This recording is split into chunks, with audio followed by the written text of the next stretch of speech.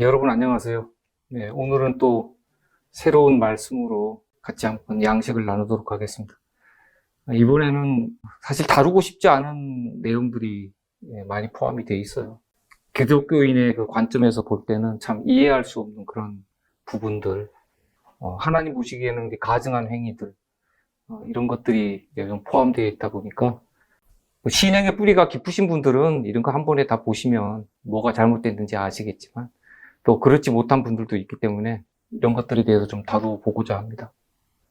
네, 기도드리고 시작하도록 하겠습니다. 자비하신 하나님 아버지, 그리스도의 말씀 가운데서 평안을 얻고 영혼과 육신의 쉼을 허락하신 은혜를 감사합니다. 이 주어진 귀한 시간에 주님의 말씀에 비추어 세상 나라의 악한 징조들을 보고자 합니다. 주님 앞에 머리를 조아려 말씀의 은혜를 구합니다. 세상의 거짓되고 부패한 현실 속에서 저희를 지키시고 진리의 빛으로 인도하심으로 그리스도의 위로 서서 똑바로 걸을 수 있도록 도와주시옵소서. 머지않은 장래의 큰 시험과 시련들이 사람들의 믿음을 꺾으려 할 것을 배워 알고 있습니다. 우리를 능히 체휼하시는 주님께서 1000가지 방법으로 저희를 구출하실 것을 믿으며 우리 주 예수 그리스도의 귀하신 이름에 의지하여 간절히 기도드립니다. 아멘. 성경 구절 한 구절 읽도록 하겠습니다. 예레미야서 6장 16절입니다. 너희는 길에 서서 보며 옛적 길, 곧 선한 길이 어디인지 알아보고 그리로 행하라. 너희 심령이 평강을 얻으리라. 길을 나서는 나그네는 항상 다니던 길이 아니면 잠시 멈추고 갈림길에서 표지판을 보거나 길을 묻게 되죠. 하나님의 의에 이르는 길은 예나 지금이나 항상 하나였습니다. 그런데 사단은 그 길 옆에 다른 곁길들을 많이 닦아 놓았어요. 도로는 누가 봐도 한 방향 같지만 또 목적지도 같아 보이죠. 그러나 곁길에 한번 발을 들이고 걸어가는 순간부터는 점점 의의 길에서 멀어지게 됩니다. 제가 한 번은 구로역에서 열차를 한번 갈아탄 적이 있었는데요. 그 인천행, 수원행, 천안행이 이제 거기 같은 승강장으로 지나가는데, 제가 한번 같은 승강장, 맞은편 승강장도 아니고 똑같은 자리인데 바로 이제 열차가 들어오더라고요. 그래서 이거 참 잘됐다 하고 바로 탔거든요. 타고 나서 그냥 아무 생각 없이 그냥 이제 털그럭 하면서 이제 전철에다 몸을 맡기고 그렇게 가는데, 가다 보니까 바깥에 풍경이 이상한 거예요. 점점 갈수록. 이거 이상하다. 이거 내가 다니던 길이 아닌데 이게 뭐지? 그래서 가만히 다음 역 어딘가 불러주는 거 한번 보려고 이렇게 듣고 있는데 벌써 한 선호정거장을 벌써 지나온 거예요. 그래서 이게 너무 황당해가지고 급하게 이제 다음 정거장에서 내려서 또 전철을 또 기다려서 다시 타고 또 구로역으로 또 올라와가지고 다시 아까 내가 출발한 자리로 다시 돌아와서 그 자리에 또 섰어요. 또 서가지고 다음에는 이제 봤죠. 다음에 들어오는 열차가 뭔가 이렇게 봤더니만은 거기에 뭐 인천행, 뭐 이런 수원행 이런 게 써 있더라고요. 천안행 이런 게. 그래서 이게 내가 같은 자리인데도 다른 열차를 잘못 탔구나. 그래서 그냥 한 30분 정도를 그냥 허비한 적이 있었어요. 저 평소에 잘 안 타다 보니까 이제 이런 착오가 생겼는데, 이 열차가 같은 방향으로 분명 가는데 철로가 어느 순간부터 이게 꺾으면서 전혀 다른 길로 가요. 이런 걸 보면은 이 그리스도인도 참 이 사단이 놓아놓은 이 곁길들이 많은데 내가 정말 진리의 길을 올바로 가고 있는가, 이런 것을 성경적으로 좀 확실하게 좀 점검해 볼 필요가 있겠다. 이런 생각을 가지고 저는 이 강의를 좀 준비를 하게 됐습니다. 이 점차 다른 성경의 가르침을 이제 하게 되면 처음에는 작은 오류 하나였지만 이것이 가지를 치고 또 다른 것이 또 들어오고 해도 거기에 대해서 어느 순간부터 사람들이 무감각해지거든요. 나중에는 그 교회에서 전한다고 하는 복음이 전혀 다른 복음이 되어 있는 거예요. 증언보감 204페이지에 있는 글을 한번 읽도록 하겠습니다. 우리는 하나님께서 지나간 시대에 당신의 백성들에게 주신 경고와 징계를 연구하여야 한다. 우리에게는 빛이 부족하지 않다. 우리는 우리가 피해야 할 것과 그분께서 우리에게 지키라고 말씀하신 요구 조건들을 알고 있다. 다른 사람들의 믿음에 의하여 끌려가고자 하는 믿음 없는 자들이 항상 있을 것이다. 그들은 진리에 속한 체험적 지식이 없으므로 성화시키는 진리의 능력을 그들 자신의 심령에 느끼지 못하였다.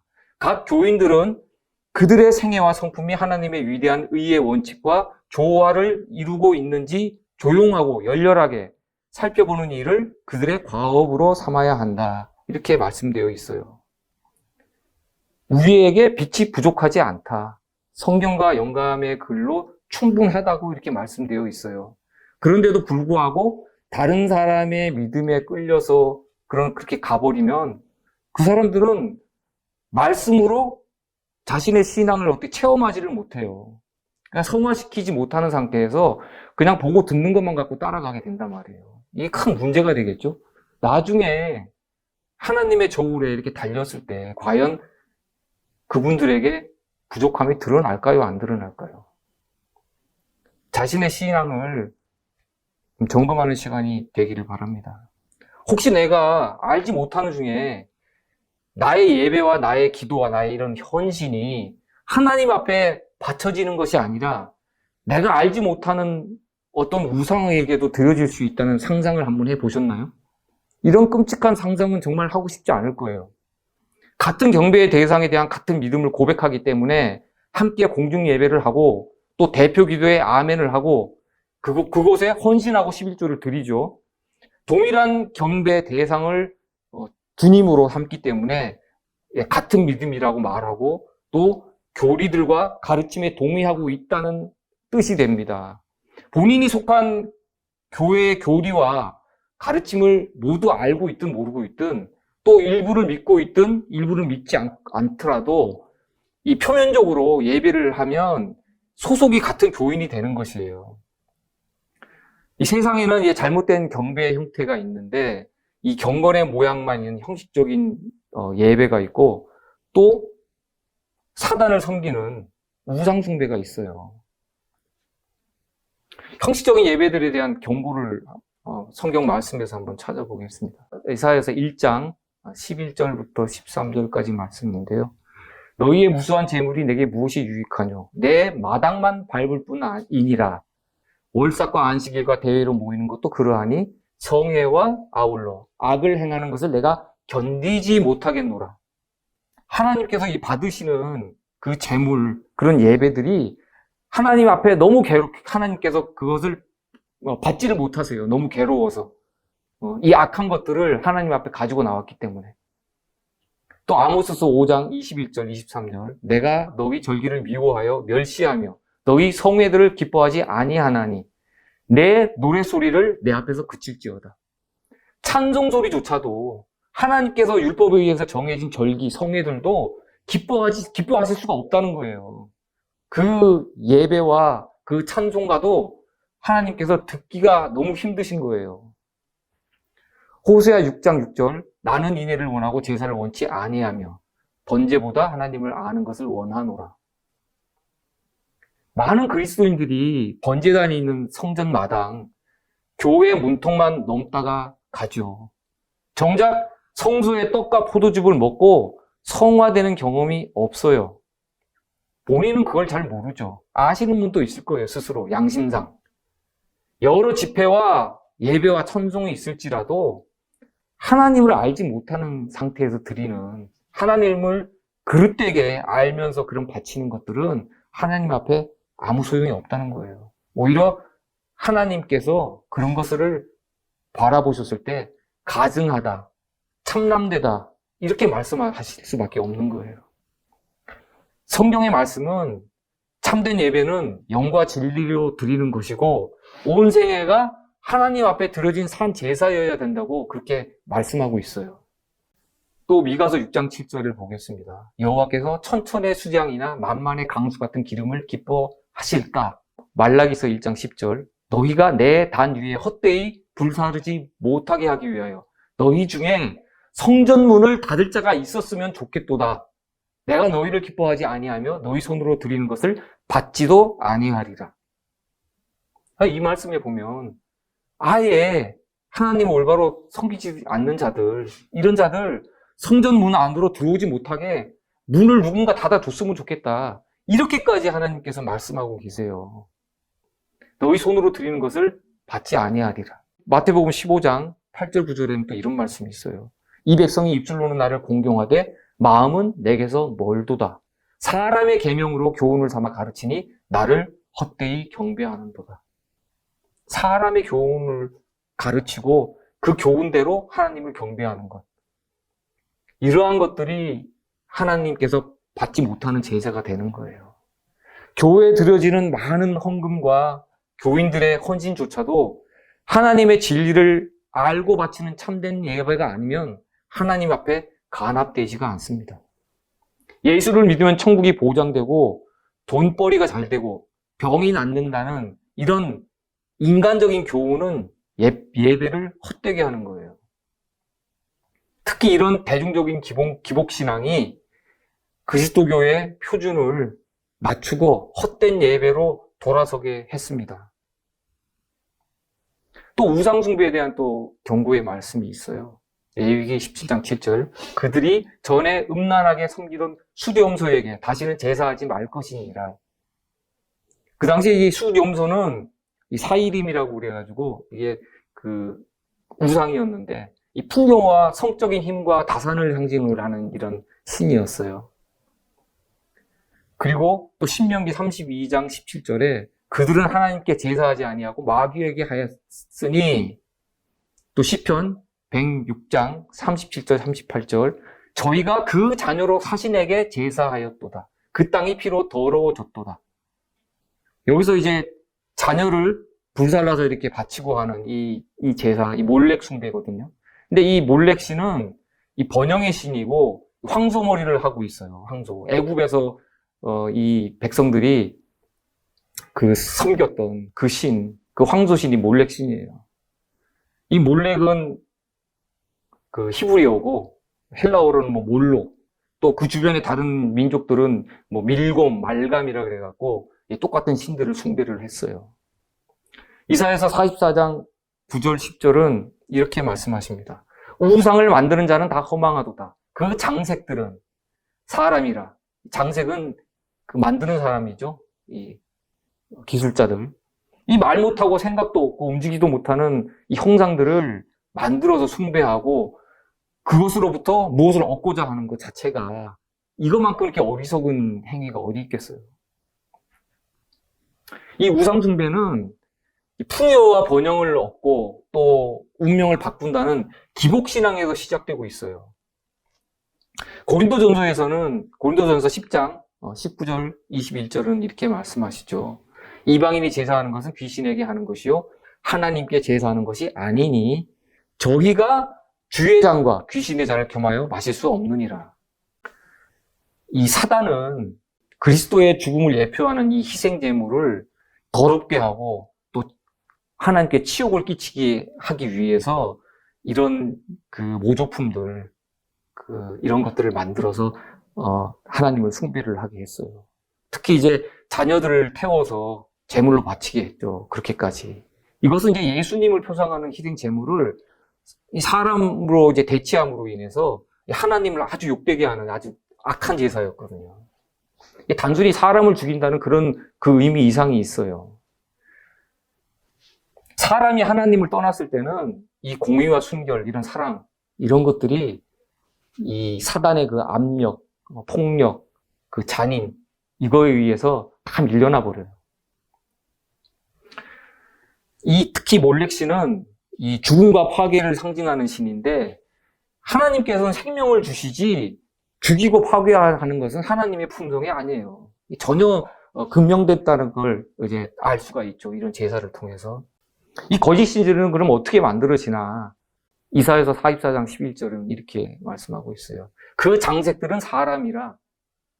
이 거짓 신을 만드는 사람이 누구예요? 사람이 사람. 사람의 손이 그것을 만든다고요.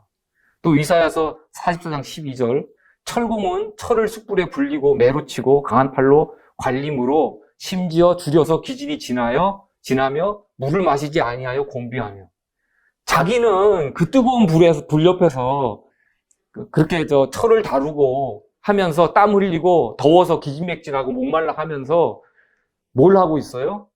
우상을 만들고 있어요. 이게 얼마나 어리석은 거예요. 그 우상이 자신에게 물을 줄 거예요? 아니면 더울 때 시원하게 해줄 거예요? 그런 거 아무것도 해줄 수도 없거든요. 그리고 또 이사야 44장 13절 목공은 줄을 늘려 재고 붓으로 긋고 대패로 밀고 정규로 그어 사람의 아름다움을 따라 인형을 새겨 집에 두게 하며 요즘 말하면 마네킹 같은 거죠. 사람의 형상을 갖다가 이 목공이 나무를 다듬고 대패로 밀고 해서 이렇게 만들어서 그걸 자기 집에다가 마치 무슨 흔히 그러죠. 신주 따지 모신다는 말 하죠. 그게 자기네 어떤 보호신이 되는 것처럼 집에다가 이렇게 모시고 이런 하는 행태들. 이게 모두가 다 이게 사람의 손을 거쳐서 만들어지는데 피조물인 사람이 만든 게 신이 될 수 있어요? 이거는 상식적으로도 맞지 않는 거예요. 사람이 만든 피조물이면 그것도 피조물이지. 그건 신이 될 수가 없단 말이에요. 그 과거 그 역사 속에 그토록 많던 우상들이 그럼 지금은 다 어디로 사라졌을까요? 어디가 있을까요? 정말 다 사라졌을까요? 이것들이 지금 우리 생활 안에 또 인간의 마음 속으로 다 들어와 있어요. 어떤 기업이라든가 그 회사 로고들 보면 그거 전부 다 과거의 우상으로 섬겼던 그런 마크들이에요. 전부 다. 사라지지 않았어요. 참 사단이 악랄하죠. 그렇게까지 새겨가지고 사람들을 갖다 끝까지 물고 늘어지려고 하고. 이런 철이나 나무 이런 것들은 우리 인간에 도움을 주는 그런 재료일 뿐이지 어떤 사람에게 응답하고 사람에게 뭘 해줄 수 있는 그런 신이 될 수가 없어요. 도무지. 근데 이런 것들이 사람 마음속에 신으로 들어왔을 때는 문제가 더 복잡해져요. 단순히 눈에 보이는 그런 신상은 아무것도 아니에요. 대쟁투 583페이지에 이런 말씀이 있어요. 거짓 교리와 이론의 우상을 만드는 것은 마치 돌이나 나무로 우상을 만든 것만큼이나 쉬운 일이다. 뭐라고 말씀되어 있어요? 쉽다고요. 거짓 교리 우상을 갖다가 우리 마음속에 만드는 거는 돌이나 나무로 우상 만드는 것만큼이나 쉽다. 자, 그렇다면 제가 우리 그 개신교회 안에 또 천주교회 안에 재림교회 안에 그 안에 들어와 있는 교리와 이런 이론들 중에는 우상이 없을까요? 이거 잘 걸러내셔야 돼요. 잘못된 예배 드리면은 이건 하나님 앞에 가져간 거예요. 많은 사람들은 하나님께서 좌정에 계실 마음의 자리에 철학적 우상을 앉혀두고 있다. 우리가 철학 많이 배웠죠? 옛날에 학교 다닐 때. 특히 합리주의, 이성주의, 데카르트 나오고 그러잖아요. 이런 철학들 중에 우상들이 많아요. 철학하시는 분들은 특히 기독교인들 조심하셔야 돼요. 그리고 우리가 민족주의다, 그리고 또 공산주의다, 민주주의다, 이렇게 하는 무슨 주의들 있죠. 전체주의다, 궁극주의다 하는 것들. 이런 것들도 우리의 우상이 될 수 있어요. 이런 것도 조심하세요. 이런 것 때문에 기독교 신앙에 문제가 생기는 분들이 있어요. 시편 115장 8절 읽도록 하겠습니다. 우상을 만드는 자와 그것을 의지하는 자가 다 그와 같으리로다. 그와 어떻게 똑같아요? 그 우상 버려집니까? 심판 받습니까? 그럼 만든 사람 버려지고 심판 받아요? 똑같단 말이에요. 사람은 바라봄으로 그 변화를 받는 것이 이게 인간의 마음의 법칙인데, 만일 그리스도인이 믿음으로 말미암아 하나님의 무한하신 지혜와 사랑을 명상함으로써 그러니까 평범한 그 인간의 수준 이상으로 높여지지 않으면 점점 더 타락할 수밖에 없어요. 이것이 법칙이에요. 거짓 신들을 숭배하는 자들은 그 신들에게 인간의 속성과 성정을 부여했기 때문에 그들의 품성의 수준도 죄되고 약한 인간의 수준에까지 떨어질 수밖에 없어요. 그로 인해서 하나님께서 사람들에게 생애의 법칙, 그 계명이라는 걸 주셨는데 이 계명을 범하고 죄를 짓게 되는 거예요.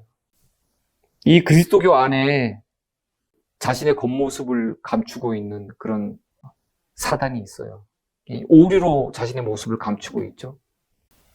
원고 8에 있는 말씀 한번 읽도록 하겠습니다.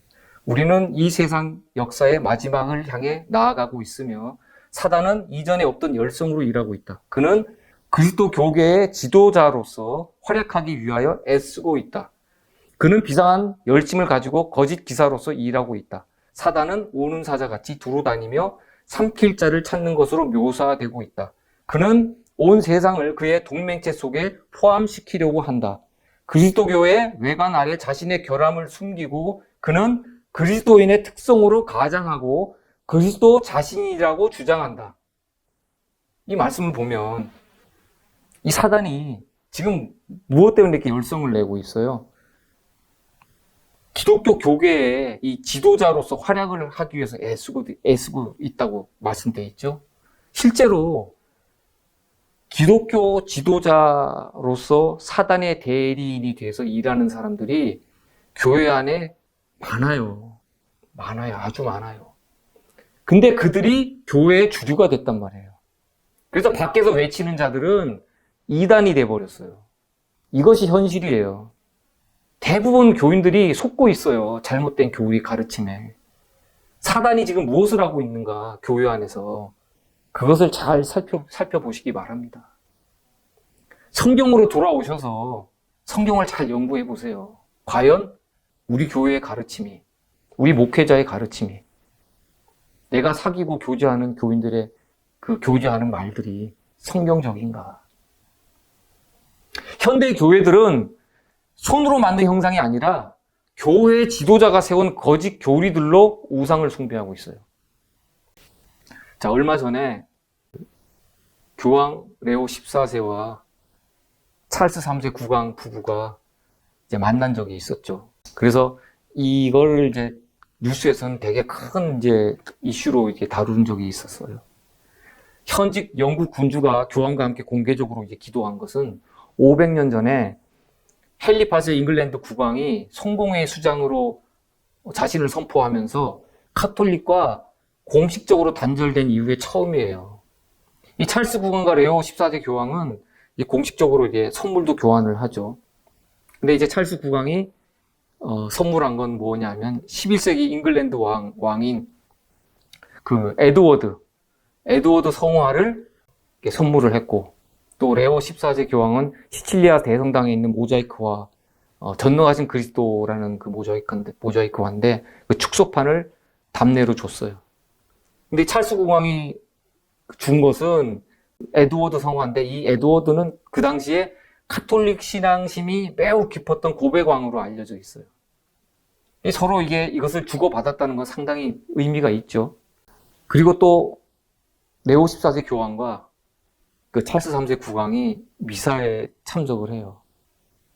이거는 카톨릭과 성공회가 영적으로 연합했다는 것을 대내외적으로 알리는 사건이에요. 그리고 또 레오 14세 교황이 찰스 3세 왕에게 외국인에게 줄 수 있는 최고의 훈장을 이제 수여를 해요. 대십자 훈장이라고 이것을 수여를 하는데, 이거는 윗사람이 아랫사람한테 이렇게 내려주는 형식이죠. 아랫사람이 윗사람한테는 내리는 게 아니라 수여한다는 표현을 안 하죠. 바친다고 표현을 하죠. 이거는 교황과 영국 왕의 상하관계를 명확하게 하는 장면이에요. 그리고 바티칸의 바오로 대성당에서 찰스 3세 왕은 하나가 되리라고 적혀있는 나무 의자를 대성당 측으로부터 선물을 받았어요. 굳이 이런 문구가 적힌 의자를 공식적으로 선물로 준 이유가 뭘까요? 이거는 영국 왕의 보호자는 가톨릭에 귀속되는 것이고, 영국 왕은 교황권에 충성을 다하라는 의미가 담겨 있어요. 영국에서 4년에 한 번씩 열리는 큰 스포츠 경기가 있어요. 마치 이제 올림픽처럼 이제 열리는 경기인데, 이것을 이제 영연방 경기 대회라 그래요. 이것이 2022년도 7, 8월에 행사가 있었어요. 이때 이제 찰스 3세 국왕이 여기 참석을 해서 개막식 선언을 합니다. 그 개막식 선언을 하고 나서 이 개막식 장면을 보면 참 이상한 광경이 등장을 해요. 그 오프닝 행사에서 그 애굽의 우상을 상징하는 그 숫소, 이 황소가 등장을 해요. 기독교인들이 보면 참 이상하다고 느껴져야 되는데, 이런 것들에 대해서 좀 무감각한 건지 무신경한 건지, 아니면 뭐 관심이 없던지, 뭐 셋 중에 하나인 것 같아요. 제가 볼 때는. 영연방 국가는 과거에는 70여 개국 이상이었던 걸로 알고 있는데, 지금은 한 56개국 정도로 이게 축소된 걸로 알고 있어요. 탈퇴한 나들이 좀 생겼는데, 이 숫소가 이제 그 광장에 딱 등장을 했을 때 사람들이 거기서 그거 숫소를 맞이하면서 춤을 추고 또 막 경배를 합니다. 경배를 하고 그 애굽의 신을 맞아들이는 의식을 하고 있는 거죠. 이 계시록에 보면 이런 말씀이 있어요. 내가 보니 여자가 붉은빛 짐승을 탔는데 그 짐승의 몸에 참난된 이름들이 가득하고, 이런 말씀이 있어요. 이 황소가 털빛이 붉죠? 검붉은 색깔이 나요. 그리고 또 그 아론이 그 이스라엘 백성들의 압박에 못 이겨서 그 금송아지를 만들잖아요. 그 사건하고 똑같은 사건이에요. 이것이 왜 스포츠 행사장에 이런 것이 나타날까요? 종교적인 행사도 아닌데. 이젠 국가적으로 이런 것을 대놓고 행사하면서 하나님을 떠나겠다는 거예요, 한마디로. 이 백성들로 하여금 그 나라 지도자가 이런 길로 가겠다고 선택을 한 거예요. 출애굽기 32장 4절부터 6절의 말씀을 읽겠습니다. 아론이 그들의 손에서 그 고리를 받아 부어서 각도로 새겨 송아지 형상을 만드니 그들이 말하되 이스라엘아 이는 너희를 애굽 땅에서 인도하여 낸 너희 신이로다 하는지라. 아론이 보고 그 앞에 단을 쌓고 이에 공포하여 가로되 내일은 여호와의 절일이니라 하니 이튿날에 그들이 일찍이 일어나 번제를 드리며 화목제를 드리고 앉아서 먹고 마시며 일어나 뛰놀더라. 이스라엘 백성들이 애굽에서 배운 이 주조술, 조각술이 이때 쓰인 거예요. 애굽의 황소신 아피스를 형상화해서 거짓 신을 만들었어요. 그래놓고 그것을 우리의 신이다 하면서 경배를 한 사건이에요. 그 일을 영국이 영연방 스포츠 대회 큰 행사에서 이것을 똑같이 한 거예요. 이 사람들은 이것을 뭐 종교적인 행사가 아니니까 뭐 별거 아니라고 생각하실 수 있지만 그렇지 않아요. 이거는 국가적인 배도예요. 고대 그 이방 종교의 축제를 보면 음주, 가무, 마술, 접신 그리고 부도덕한 그 성행위로 이것이 이루어졌어요. 애굽 생활에서 이런 것들을 익히 보았던 이스라엘 백성들은 그 여호와의 절일이라는 말을 이런 맥락에서 이해를 하고 있었어요. 이 대중적인 지지와 인기를 얻었던 당시 그 아론은 이 절일을 공포하고 하나님께 대한 반역에 자신과 백성들을 더 깊이 이제 끌어들였던 거죠. 하나님에 대한 경배를 우상에 대한 경배와 조화시키려는 이 타협의 정신은 이스라엘과 교회의 역사 속에서 끊임없이 시도된 진리에 대한 도전이었어요. 이 배도의 정신은 세상 끝날까지 교회들을 우상 숭배에 빠뜨리는 미혹의 길이 될 것이에요. 지금 일요일, 부활절, 성탄절 이런 것들 그 아론이 공포한 여호와의 절일, 율법에 없는 것들 그것과 무엇이 다릅니까? 지금 대림절이라 그래가지고 예수님의 성탄절 그 전에 4주간을 대림절이라 그래가지고 그 천주교는 그것을 지키고 있어요. 지키고 있는데 얼마 전에 뭐 뉴스를 보니까 어느 개신교회에서 그 대림절을 따라한다고 또 그런 얘기가 있더라고요. 그런 거 보면서 참 영적으로 이 교회들이 많이 지금 더럽혀져 있다는 것을 느끼고 있어요.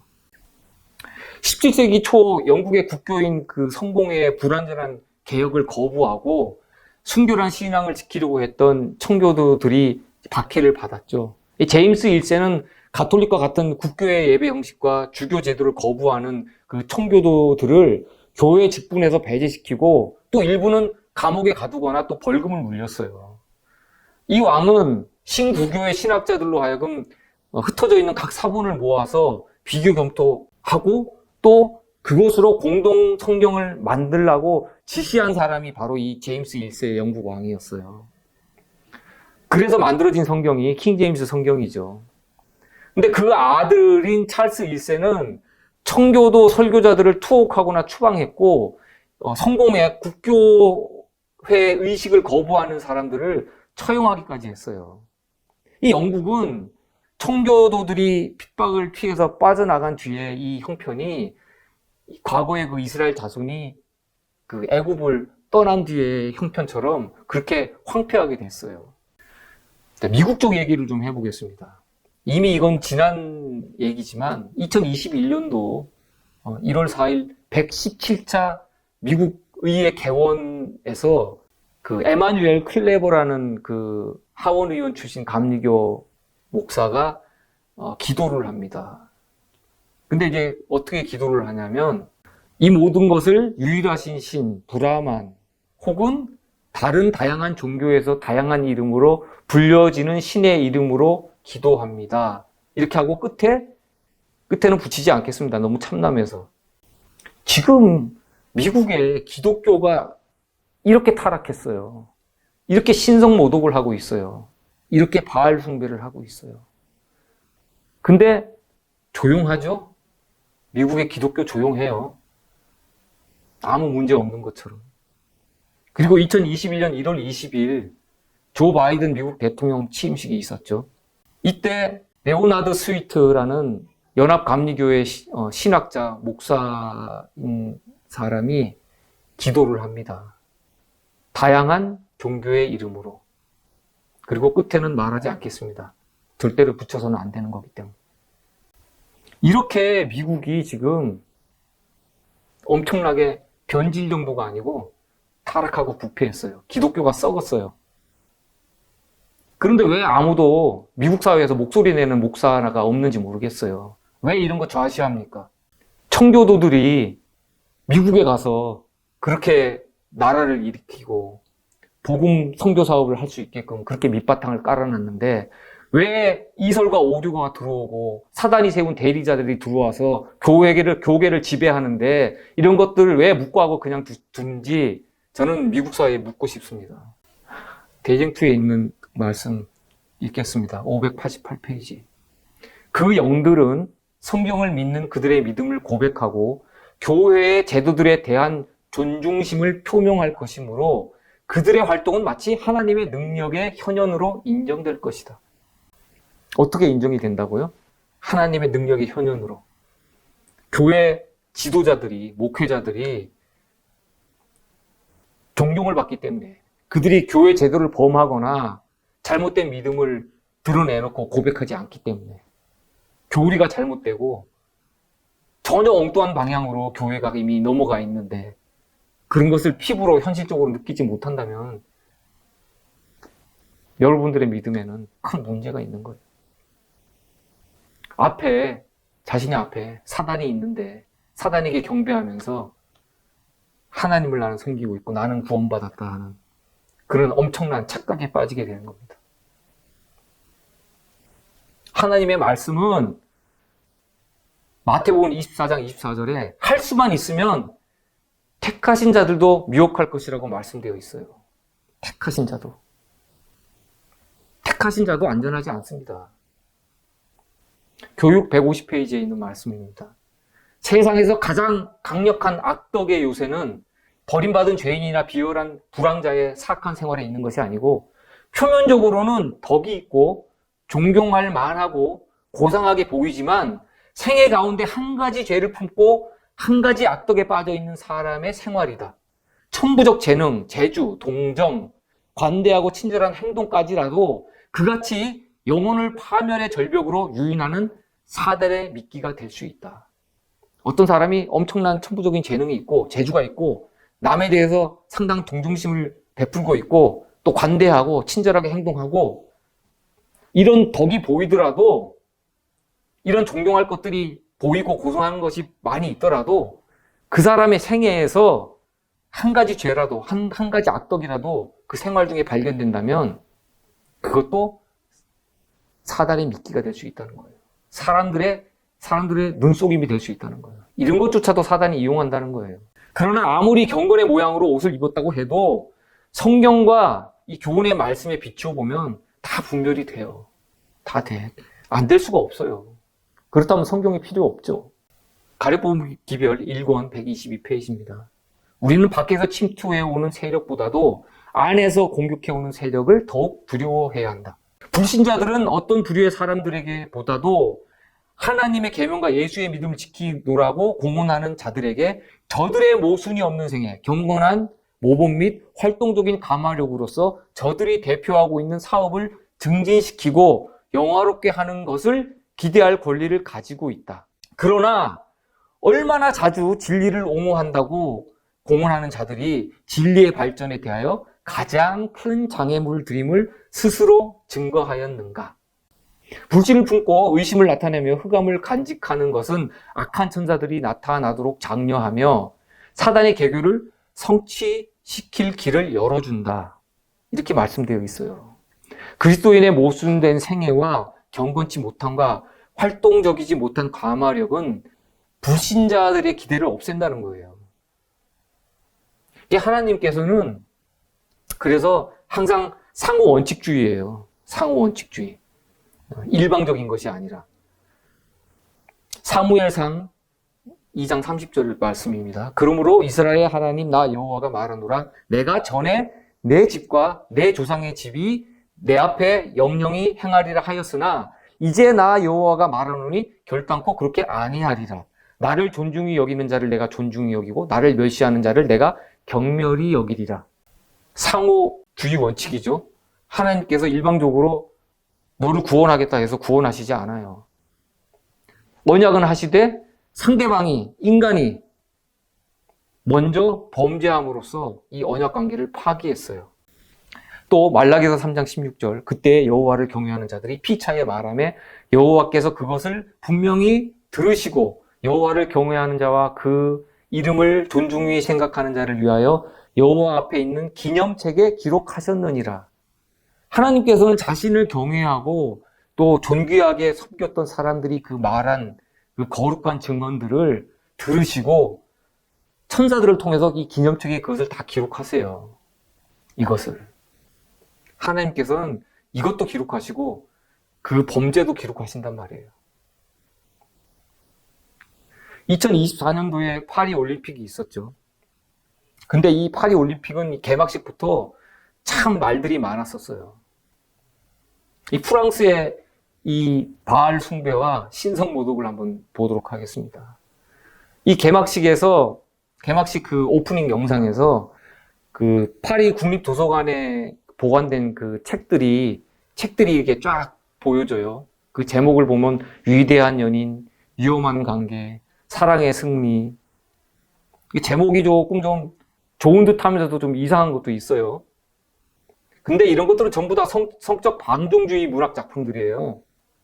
이런 도발적이고 노골적인 이 성적 방종주의 문학 작품들을 갖다가 이 오프닝 영상에다가 이걸 보여주고 또 한 사람은 남자, 한 사람은 여자, 한 사람은 성적 어떤 정체감을 알 수 없는 이상한 사람이 또 하나 화장을 하고 또 나타나고 이들이 또 뭐 계단 위를 뛰어가서 서로 포옹을 하고 이게 참 희한한 장면들이 등장을 해요. 이런 거 보면서도 사람들이 이런 거 잘 모르죠. 아무 생각 없죠. 그냥 올림픽이니까 하나보다 그렇게 생각을 하죠. 이것뿐만이 아니에요. 레오나르도 다빈치의 최후의 만찬 그 그림이 있죠. 근데 이 그림에서 그 영감을 받았는지 어쨌는지 모르지만 이 자리에 그 예수님과 사도들이 그 앉았던 그 자리에 동성애자들이 앉아 있고 또 포도주의 신 디오니소스가 또 벌거벗은 모습으로 또 이렇게 등장을 하고 참 기가 막혀요. 근데 이러한 것들에 대한 말씀이 성경에 없을까요? 성경에 다 있어요. 유다서를 보도록 하겠습니다. 유다서 1장 4절, 7절, 8절입니다. 이는 가만히 들어온 사람 몇이 있음이라. 저희는 옛적부터 이 판결을 받기로 미리 기록된 자니 경건치 아니하여 우리 하나님의 은혜를 도려 세교거리로 바꾸고 홀로 하나이신 주제 곧 우리 주 예수 그리스도를 부인하는 자니라. 소돔과 고모라와 그 이웃 도시들도 저희와 같은 모양으로 간음을 행하며 다른 색을 따라가다가 영원한 불의 형벌을 받음으로 거울이 되었느니라. 그러한데 꿈꾸는 이 사람들도 그와 같이 육체를 더럽히며 권위를 업신 여기며 영광을 회방하도다. 교회 안에 이런 사람들이 있는 것보다 이것을 용납하고 또 용납할 뿐만 아니라 목회자로 세운 교회의 죄악이 훨씬 더 크고 중합니다. 이 성을 세교거리로 만들고 다른 색을 쫓는 것은 하나님의 창조 질서 자체를 멸시하고 영광을 더럽히는 거예요. 사단이 가장 좋아하는 행위죠. 유다서는 관계로서 교인들을 미혹하는 자들이 있다고 경고했어요. 이단들의 미혹은 성령이 주시는 거룩한 영광과 계시가 아닌 죄의 근원인 악한 천사들이 주는 더러운 영감과 꿈에서 시작이 돼요.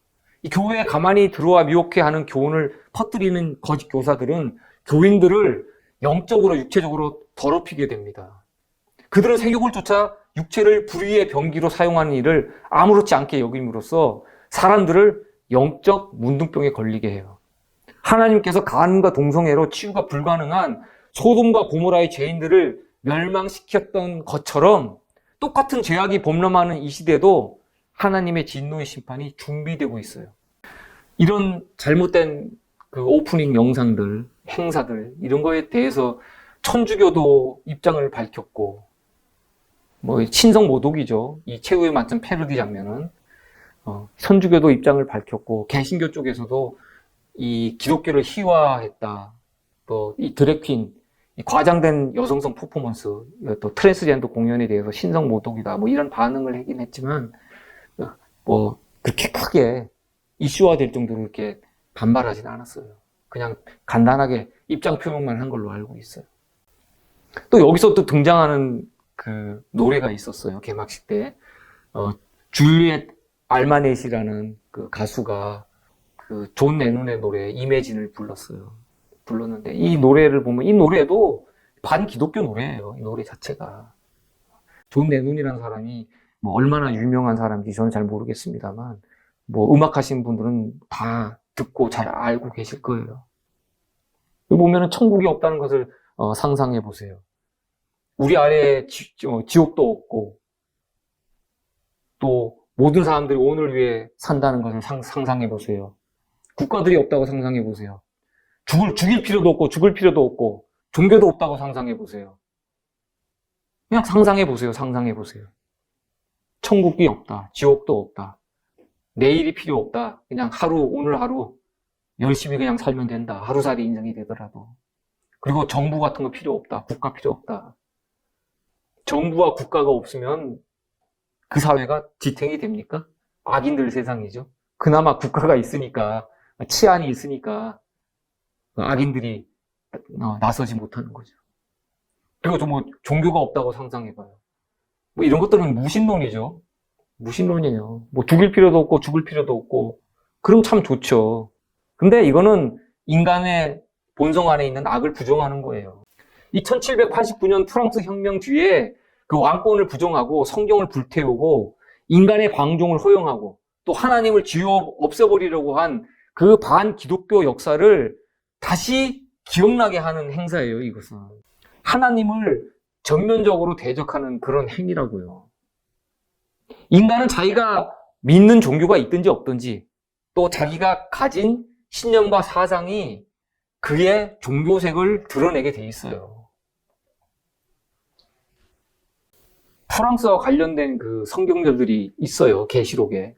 내가 나의 두 증인에게 권세를 주리니 저희가 굵은 베옷을 입고 1260일을 예언하리라. 이것은 1260년간의 종교적인 압제, 중세시대 종교적인 압제가 있을 때 그 말씀이죠. 1260년. 이 두 증인은 구약과 신약 성경이에요. 그리고 뭐 두 선지자라고 또 10절에는 그렇게 또 설명이 돼 있어요. 4절, 이는 이 땅의 주 앞에 섰는 두 감람나무와 두 촛대니. 여기서도 또 두 감람나무와 두 촛대.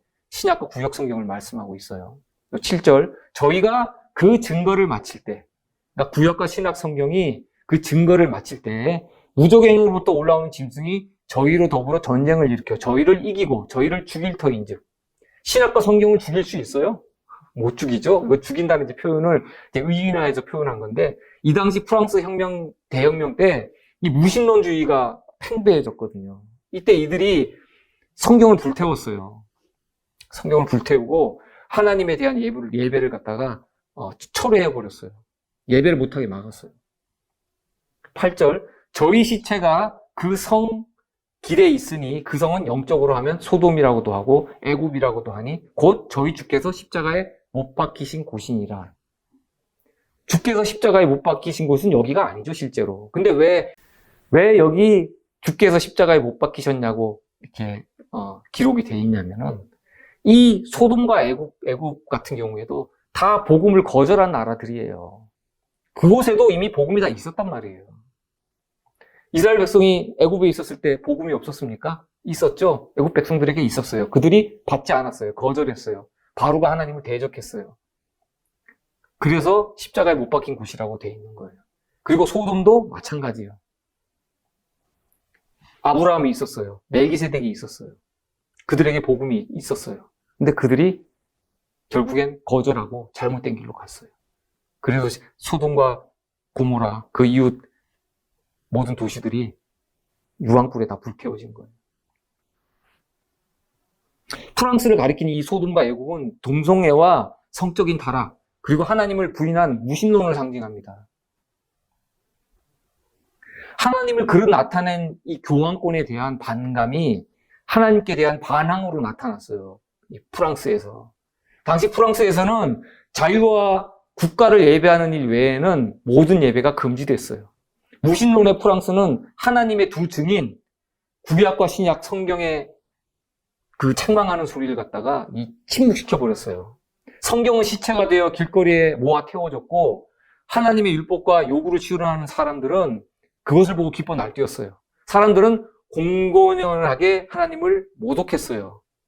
하나님을 거절한 지 오래지 않아서 그 면사포를 쓴 오페라단의 한 음탕한 무의를 의회 식장에 세워두고 의장이 이성의 여신이라고 부르면서 공적인 경배를 시작을 했어요. 그리고 이 이성의 여신 제막식은 프랑스 전국적으로 재현되거나 모방돼서 거행이 됐어요.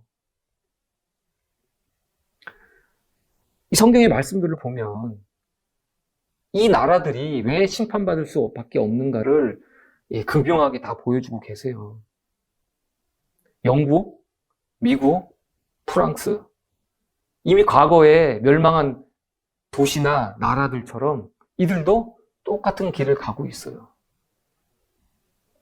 목사들에게 주는 권면 책에 있는 말씀을 읽도록 하겠습니다. 131페이지, 132페이지. 나는 원칙상 그릇된 행동 노선에 연합한 모든 사람들에게 결정적인 개혁을 하고 영원토록 겸손하게 하나님과 동행하라고 권하는 바이다. 세상은 신속하게 심판을 받게 될 것이다. 의로우신 하나님께서는 그분의 아들의 죽음에 대해 반드시 복수하실 것이다. 오늘날 사람들은 그리스도를 못 박으라고 외치면서 바라바를 선택하고 있다. 그들은 그분의 성도들을 그렇게 함으로써 이런 짓을 행할 것이다. 오늘날 여호와의 율법을 멸시하며 그분의 계명에 대해 전혀 존경을 표시하지 않는 이들은 대배도의 편에 서고 있다. 그들은 죄로 오염된 세상을 향해 하나님의 율법은 무효라고 선언한다. 이것을 진리인 것처럼 선언하는 이들은 백성을 기만하고 여호와의 율법을 두 명의 강도 가운데서 십자가에 못 박는 것이다. 여기서도 하나님의 율법을 두 강도 가운데서 십자가에 못 박는 것이라는 표현이 있죠. 똑같은 표현이에요. 아까 프랑스처럼. 이 잘못된 그 행동 노선에 연합하고 있다는 것을 본인들이 스스로 되짚어 봐야 돼요. 내가 정말 바른 진리의 노선을 갖고 있는가. 잘못된 연합 속에서 내가 동행하고 있다면 빨리 여기서 벗어나야죠. 도망가야죠. 피신해야죠. 같이 심판받지 말아야죠. 2025년 11월 6일 크리스천 투데이 기사를 보면 이 천주교의 동향을 좀 알 수가 있어요. 교황청이 성모 마리아에 대한 공동 구세주 칭호는 적절하지 않다는 공식 입장을 밝힘으로써 이를 둘러싼 수백 년간의 논쟁에 마침표를 찍었다고 이렇게 기사는 기록하고 있어요. 또 가톨릭 뉴스 에이전시라는 매체에서는 또 이렇게 표현하고 있어요. 마리아는 예수를 낳음으로써 모든 인류가 기다려온 구원의 문을 연 존재라며 공동 구세주 대신 하느님의 어머니 등 다른 표현을 사용한 것을 권장했다. 즉 공동 구세주가 아닌 신과 인류의 중재자로서 마리아의 역할을 강조한 것이다. 이번 지침은 10월 7일 교황 레오 14세의 승인을 받은 새 교령에 따른 것으로 신앙교리부 장관 빅토르 마누엘 페르난데스 추기경의 서명으로 공표됐다. 이렇게 돼 있거든요. 근데 그동안에 요한 바오로 2세는 이 공동구세주 칭호를 마리아에게 쓰는 것을 지지해 왔어요. 근데 그 이후에 교황들인 베네딕토 16세라든가 프란치스코 교황은 여기에 대한 반대 입장을 했었죠. 근데 사실은 이거는 그다지 의미가 없어요. 공동구세주 칭호를 하냐 안 하냐 의미가 없어요. 왜? 이미 마리아가 인류의 중재자의 역할로 서 있어요. 천주교 안에. 가톨릭은 전통과 유전까지도 이 교회의 권위로 성경과 동일시하고 있어요.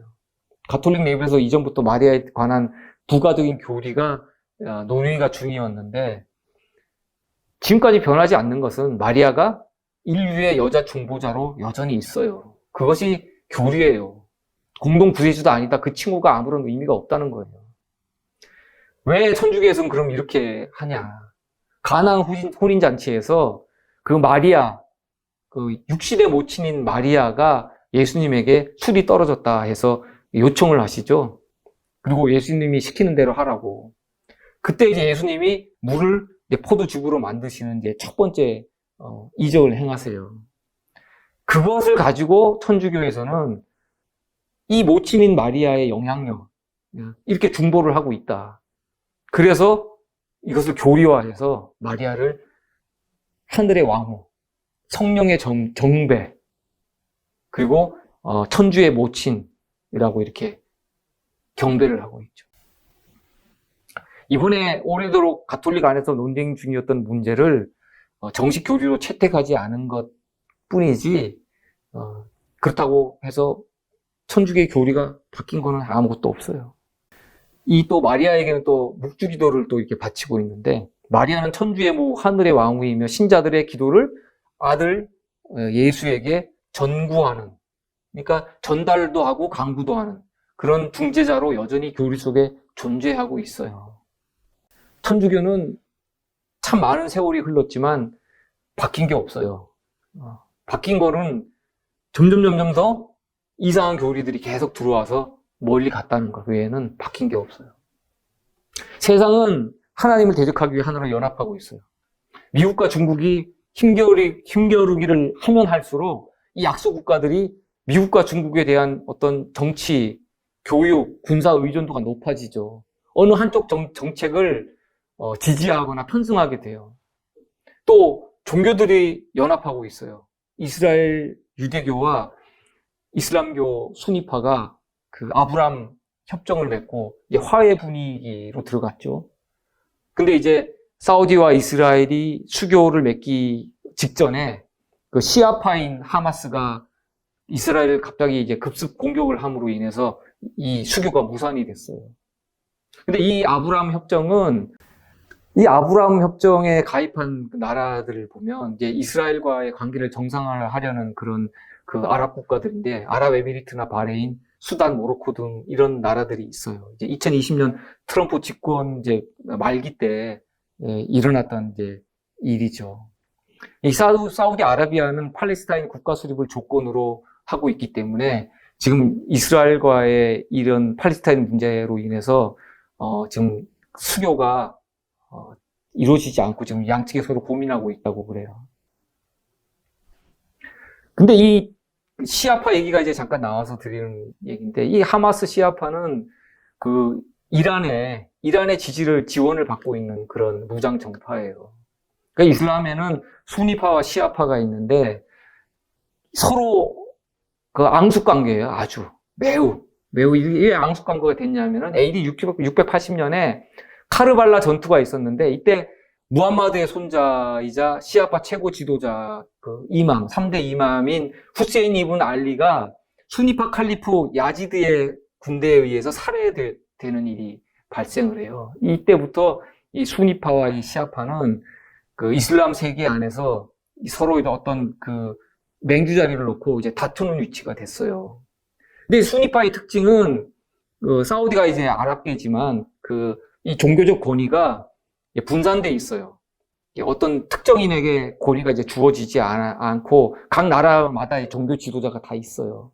근데 시아파는 아랍계가 아니고, 일단 이란은 아랍계가 아니고 페르시아계고, 또 이들은 그 무함마드, 마호메색에서 내려온 그 후손들을 정통 지도자로 이제 보고 있어요.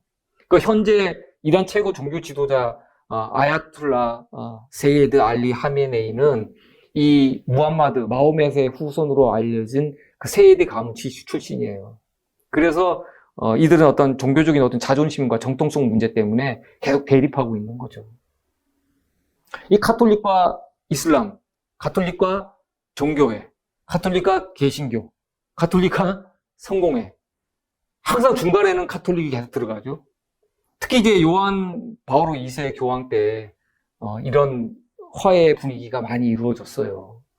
이 세계적인 대형 개신교 단체인 WEA, 세계 복음주의 연합이죠. 복음주의 연합. 그리고 WCC, 세계 교회 협의회.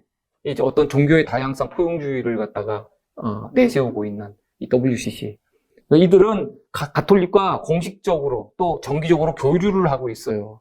이들 이제 공식 홈페이지를 보면 공동의 목표를 달성하기 위해 협업 관계에 있다고 이렇게 표현하고 있어요. 협업 관계. 콜라보레이션이라고 이렇게 표현이 돼 있어요. 특히 이제 바티칸과 WCC, WEA가 이 3자가 공동 작성한 그 문서가 있는데 행동 지침에 대한 권고라고 돼 있어요. 여기에 보면 어떤 기독교 증언, 공동의 증언, 협력, 파트너십 이런 말들이 이런 협력 관계를 많이 뒷받침하고 있어요. 이것을 만드는데 5년 동안 공동 작업을 하고 그리고 2011년 6월 28일 날 발표한 거예요. 이거 엄청나게 그 뒤에서 어떤 치열한 논쟁이 있었다는 거예요, 내부적으로. 이게 단순히 어떤 복지사업, 부호사업 이런 거라 그러면 이렇게까지 심하게 5년씩이나 걸려가면서 이렇게 시간을 끌면서 이렇게 결과물을 낼 수 있었을까요? 제가 볼 때는 그 이면에 우리가 알지 못하는 어떤 교리적인 면도 포함이 되어 있다고 저는 봐요. 그리고 또 세계 경제들이 연합하고 있어요. 각 나라의 이제 새로운 무역 협정들이 체결되고 있죠. 그리고 디지털 통화 시스템이 이제 제도권으로 이제 들어왔어요. 2023년 7월 11일 날 크립토 포테이토라는 그 브라질 암호화폐 매체에서 CBDC에 대해서 이렇게 설명을 해요. 이것은 모든 사람에게 소매 결제를 지원하고 사용자의 은행 계좌에 있는 자금으로 뒷받침될 것이라고 이제 밝혔는데 그 뒷부분에 보면 그러나 현재 브라질 CBDC에는 정부가 사용자의 지갑에 직접 간섭할 수 있는 코드가 포함되어 있는 것으로 알려졌다. 이렇게 돼 있어요. 이 정부가 개인 지갑을 이렇게 간섭하고 들여다보면 됩니까? 안 됩니까? 이게 안 되죠. 국민을 통제하는 거예요. 이게 통제사회로 간다는 거예요. 얼마 전에 우리나라에도 이 CBDC나 디지털 신분증 반대한다는 그 플래카드가 내걸린 적이 있었어요.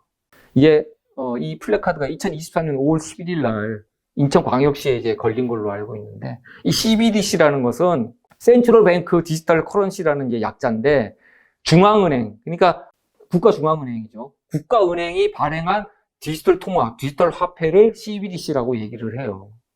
그 암호화폐들 중에 보면 이 CBDC를 지원하는 코인들이 별도로 있어요. 이거는 이 코인들 성격 자체가 CBDC 하기 위해서 태생적으로 만들어진 코인들이에요. 그래서 이것은 어떤 기능이 포함되어 있냐면 개인의 재산, 급여, 지출 이런 것들을 다 들여다볼 수 있어요. 다 들여다볼 수 있을 뿐만 아니라 다른 사람 계좌로 이렇게 옮길 수도 있고 또 소각할 수도 있고 또 개인이 가지고 있는 그 계좌를 갖다가 동결시키거나 해제시킬 수도 있어요. 이게 엄청난 그 힘을 가지고 있는 코인이죠. 이게 가능하다 그러면. 근데 과연 이것이 좋은 데만 쓰일까요? 뭐 마약거래라든가 밀거래, 불법, 뭐 정치자금 이런 거 쓰는 거에 그것만 들여다보고 처벌하기 위해서 이런 걸 만들었을까요? 그렇지 않단 말이에요. 모든 국민을 갖다가 다 들여다보고 통제하기 위해서 이런 것을 만든 거예요. 근데 문제는 이렇게 이것을 이제 브라질 온라인 매체, 그 암호화폐 매체에서 이런 것들을 이제 얘기를 하는데 정작 브라질 정부 관계자는 이 문제에 대해서 언급을 안 해요. 말을 안 해요. 우리나라도 마찬가지죠. 우리나라 대통령 뭐 탄핵 사건이니 뭐니 해서 시끌벅적하고 시위하고 난리칠 때 벌써 우리나라 이거 다 끝났어요. 이거 벌써 다 통과되고 CBDC 다 통과되고 15문형까지 벌써 다 마쳤어요. 우리나라. 우리들이 다 한눈 팔 때 뒤에서 벌써 작업해가지고 다 끝냈단 말이에요. 이거 왜 그랬겠어요? 국민들 통제하려고 그래요. 가장 강력한 그 매매 규제 수단이 이 바로 CBDC예요. 2019년 이전에도 이 CBDC에 대한 이 개념이 존재를 했지만은 이 대중적인 관심도 받지 않았고 뉴스거리도 아니었어요. 그리고 또 세계 경제의 중심이라고 할 수 있는 그 이 미국에서도 이 CBDC에 대해서 적극적이지 않았어요. 그리고 또 이 CBDC를 반대하는 그 미국의 의원들이 있었어요. 정치인들이 있었어요. 론 드산티스라는 사람 같은 경우에는 대통령에 내가 당선되면 CBDC부터 금지시키겠다. 이렇게까지 말을 했던 사람이에요. 그리고 로버트 케네디 주니어 전 민주당 의원이죠. 지금은 복지장관으로 알고 있는데요. CBDC가 나오면 현금이 없어지면 CBDC가 나오고 현금이 없어지면 정부는 완벽한 통제를 하게 된다. 모든 결제에서 돈을 빼앗아가고 국민들을 복종하게 만든다. 불복종하는 국민들은 돈을 사용하지 못하게 하고 굶게 할 수 있다. 로버트 케네디 주니어 전 민주당 의원이 이렇게까지 얘기했어요. CBDC를 아주 철저하게 반대했던 사람들이에요. 잠언 1장에 이 마지막 시대의 어떤 사회, 경제, 정치 상황을 예상할 수 있는 그런 좀 예언적인 말씀이 있어요. 잠언 1장 11절 그들이 내게 말하기를 우리와 함께 가자. 우리가 가만히 엎드렸다가 사람의 피를 흘리자.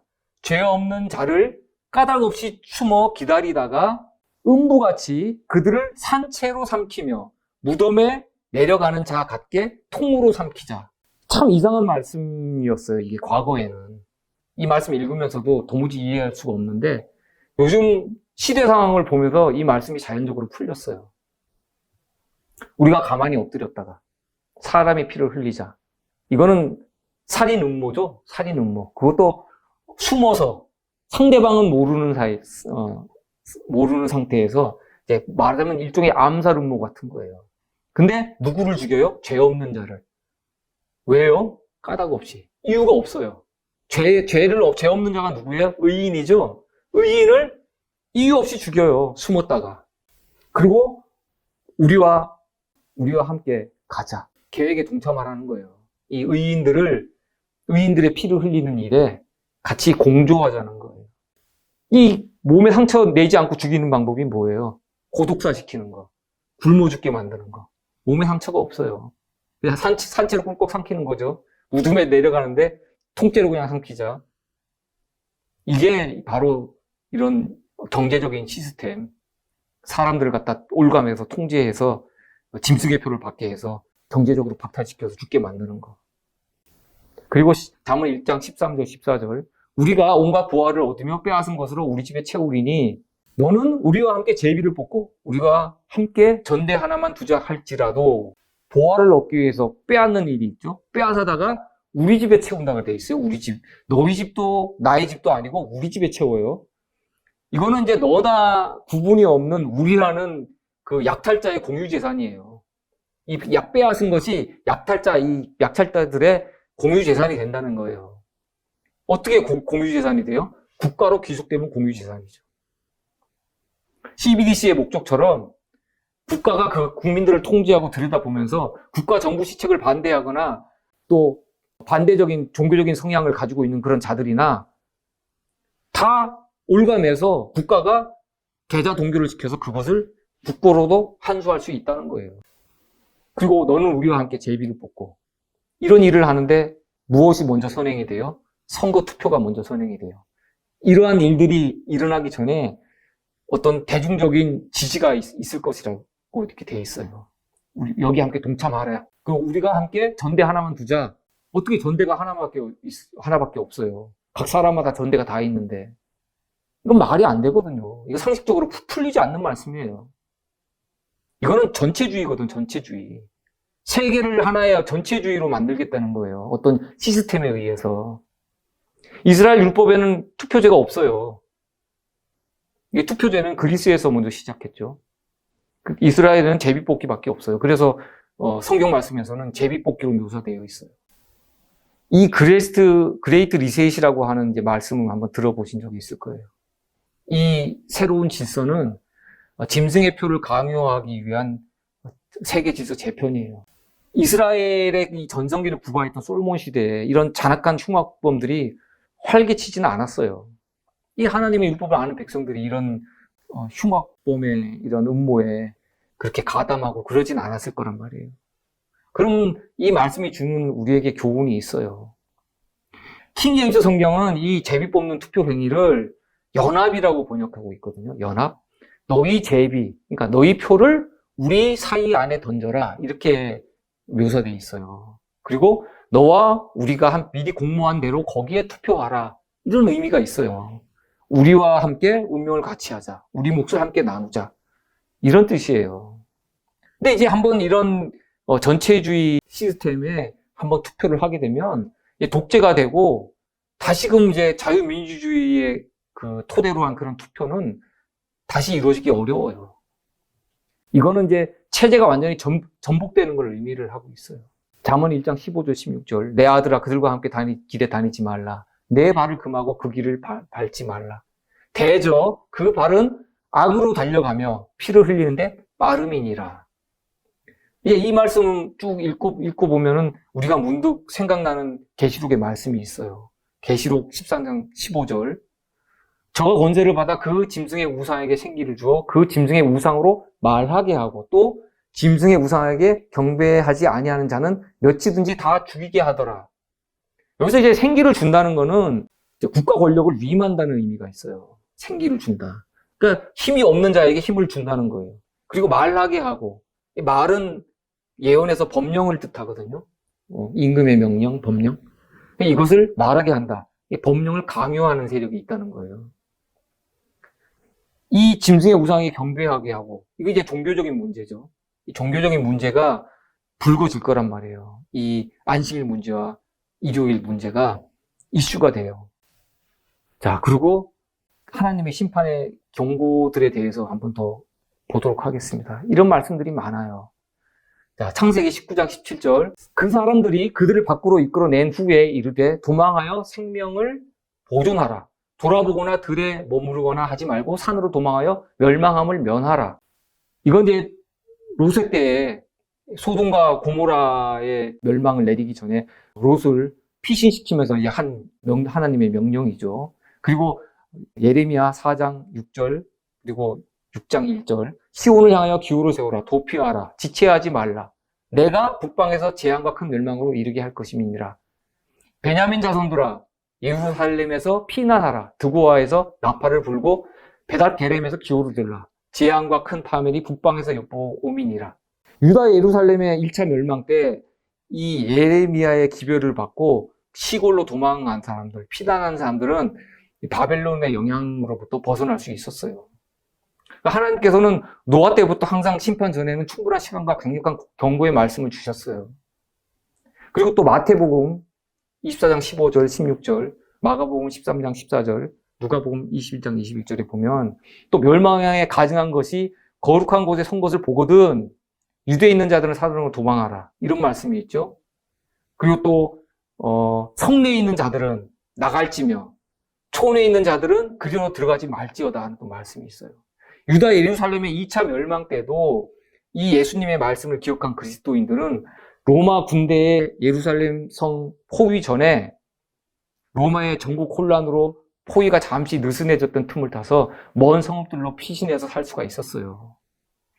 그런데 이 마지막에 일어나는 이 3차 멸망은 이 지구 세계가 완전히 멸망하는 거예요. 이 그리스도인들은 이 하나님께 드리는 참되고 경건한 예배를 회복해야 돼요. 요한계시록 마지막 때 서로 명확하게 구별되는 두 무리가 있을 것이라고 말씀하고 있어요. 한 부류는 인간이 구하는 복음을 옹호하고 짐승과 그의 우상을 경배함으로 가장 참혹한 심판을 받게 되는 사람들이죠. 그와 대조되는 다른 부류는 참 복음으로 말미암아 인내하며 하나님의 계명과 예수 믿음을 지키게 될 것이에요. 참된 예배와 참된 경건에 대한 이 올바른 사상을 우리가 마음에 새기지 못하면 우리 신앙은 저급한 세상의 수준으로 떨어질 수밖에 없어요. 결국에는 진리를 믿는다고 공언하면서 하나님의 뜻을 거르다가 자신도 모르는 사이에 사단의 깃발 아래 서게 되는 거예요. 우리는 세천사의 기별로 계몽되지 않으면 순결하고 거룩한 하늘의 사물들을 올바르게 바라볼 수가 없어요. 그래서 우리는 세상의 부정한 사상과 가르침으로부터 철저히 분리되어야 돼요. 어떤 공동체나 조직의 단합에 우리의 믿음이 기댈 것이 아니라 성경으로, 영감의 말씀으로 자신의 믿음으로 서야 돼요. 그리스도의 복음이 널리 전파되었던 세상의 주요 국가들이 하나님을 배도해 떠났어요. 각 나라의 정치, 경제, 종교, 교육 제도가 부패하고 그 시스템에 갇혀 사는 사람들이 날로 악해지고 있어요.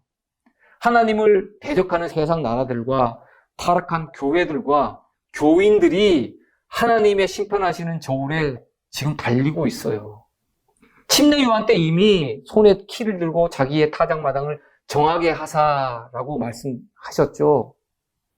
참된 믿음의 백성들의 수요가 다 차기까지는 하나님께서 오래 참으실 거예요. 좀 더 참으실 거예요. 당장 심판하시지 않아요.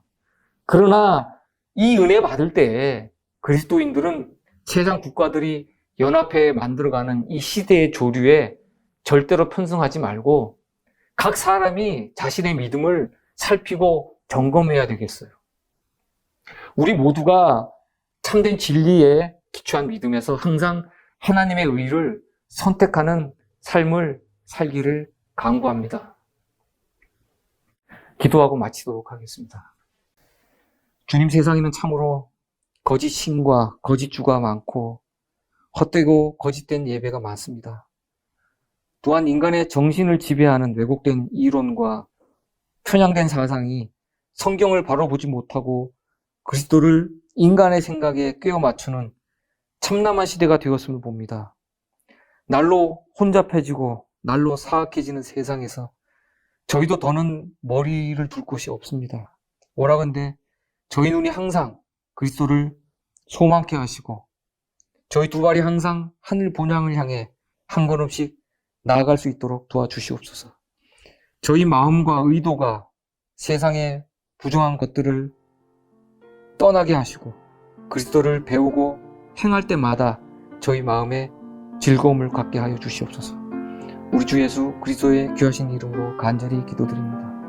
아멘.